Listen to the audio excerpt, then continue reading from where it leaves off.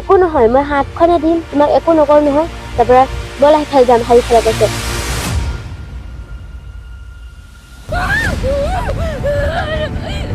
ৰাজ্যত এটাৰ পাছত আন এটাকৈ নাৰী নিৰ্যাতনৰ ঘটনা একো নহয় দিয়াচোন হাতহে দিম একো নহয় তো কৈছে আচলতে ৰাজ্যত হৈছে কি মানে পুৰা ধৰিয়ে লৈছিলে মানে আৰু এইবাৰৰ স্থান বৰপথাৰ থানাৰ অন্তৰ্গত গেলাবিল অঞ্চলৰ তিনি নাবালিকাক ফুৰাবলৈ নি যৌন নিৰ্যাতন চলোৱাৰ অভিযোগ তিনি যুৱকৰ বিৰুদ্ধে AS05H6922 নম্বৰৰ বলেৰো বাহনখনত প্ৰাঞ্জল ফুকন অসীম দাং আৰু প্ৰাঞ্জল তাছা নামৰ তিনি যুৱকে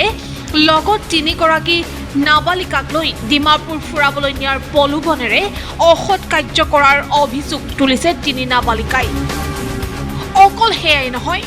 যুৱক কেইজনে যৌন নিৰ্যাতন চলোৱাৰ লগতে তিনি নাবালিকাক দিছিল ভয় ভাবুকিও কাৰ্বি আংলঙৰ ৰাষ্ট্ৰীয় ঘাইপথৰ দাঁতিত থকা ধাবাত খাবলৈ লওঁতেই তিনি নাবালিকাই পলায়ন কৰে সেই স্থানৰ পৰা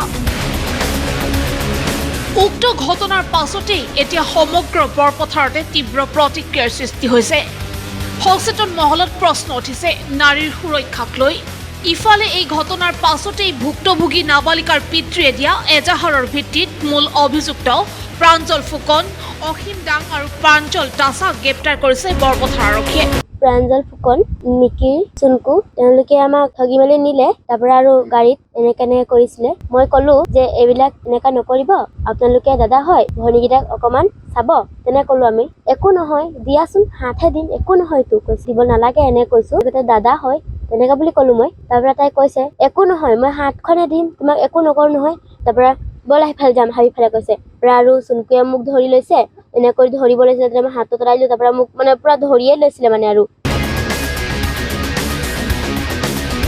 বৰপথাৰৰ পৰা গকুল দত্তৰ ৰিপৰ্ট সাম্প্ৰতিক বাৰ্তা ডিজিটেল ডেস্ক